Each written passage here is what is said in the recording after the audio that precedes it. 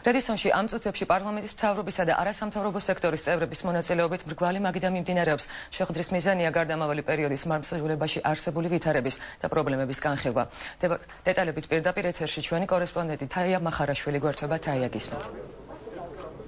მრგვალი მაგიდის ინიციატორი პარლამენტის იურიდიული კომიტეტი მხარეები მართლმსაჯულების სფეროში არსებულ მდგომარეობას მიმოიხილავენ. მოგვიანებით კი გაიმართება დისკუსია საქართველოსთვის მისაღები გარდამავალი პერიოდის მართლმსაჯულების მოდელებზე, სისხლის სამართლის წარმოების მექანიზმებსა და იმ პირობების შექმნაზე, რომელიც გამოიცხავს შერჩევით სამართალს.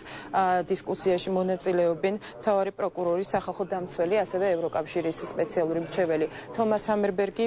შეხვედრას ესწრება პარლამენტის თავმჯდომარე დავით უსუფაშვილიც.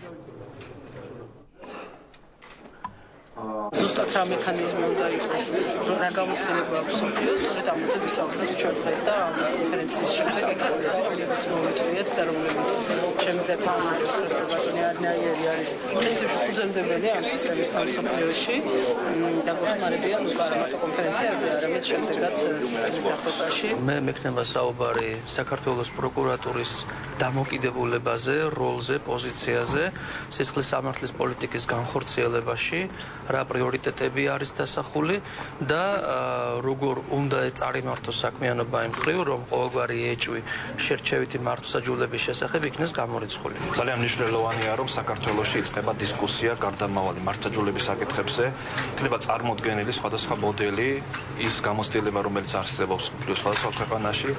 ამის შემდეგ არის აუცილებელი, რომ სწორედ ასეთი განხილვების მეშვეობით ჩვენ შევთანხმდეთ ქართულ მოდელზე, თუ რომელი მოდელი არის უფრო მეტად ხელსაყრელი ქართულ დიალოგიდან გამომდინარე. მრგვალი მაგიდა დღეს საკმაოდ ფართო შემადგენლობით იმართება. შეხვედრაზე კომენტარი არ გაუკეთებია ჯერ დავით უსუფაშვილს. დისკუსიის შეჯამებას და შეფასებებს ჩვენს შემდეგ გამოშვებებში შემოგთავაზებთ. პირდაპირ ეთერში ჩვენი კორესპონდენტი თაია მახარაშვილი გვერდებოდა. მადლობა, თაია.